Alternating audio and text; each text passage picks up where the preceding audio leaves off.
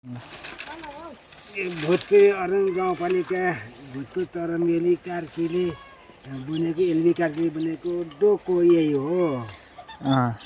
हेर्नुहोस् डोको कस्तो छ। डोको बुन्दैछु मैले।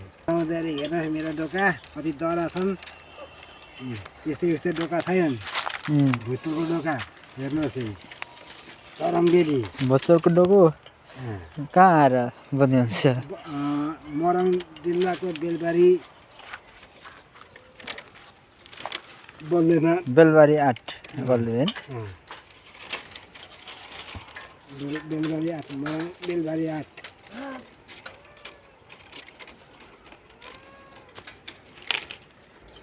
कति वर्षदेखि डोको बुन्दै हुन्छ यो? यो भयो लगभग 35 वर्ष जस्तो भयो होला डोको बुनेको। 35 वर्षदेखि यही काम गर्दै हुन्छ। यही काम गरिँदैछ। 35 वर्ष अघि सिकेपछि अहिलेसम्म काम गरिरहेछ।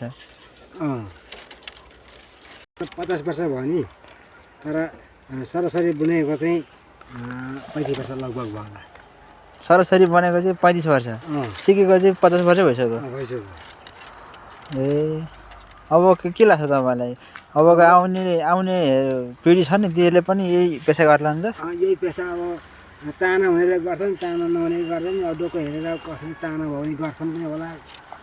अन्य इच्छुक व्यक्तिहरूले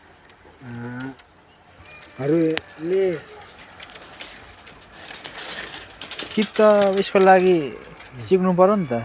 डोको त त्यतिकै बनाउन सकिँदैन। डोकोको दाम त्यस्तै 350 400। डोको हेरी ठुलो सानाको। ठुलो ख्याङ्ग्रे डोका हुन्छ नि, त्यसको चाहिँ ख्याङ्ग्रे डोकोको 500 600। यो अहिले बुन्दै गर्नुभएको डोकाको चाहिँ यसको 340 45। यो घट्ने दाम हो कि? यो घटाएर मिलाउनु 10-15 रुपियाँ घटघट हुन्छ भने बेसी हुँदैन। ए ल ल के भन्दैछ ल यस्तो डोका यसरी बुन्ने तरिका।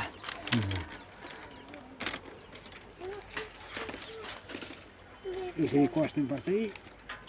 कसेर टाइट गरेर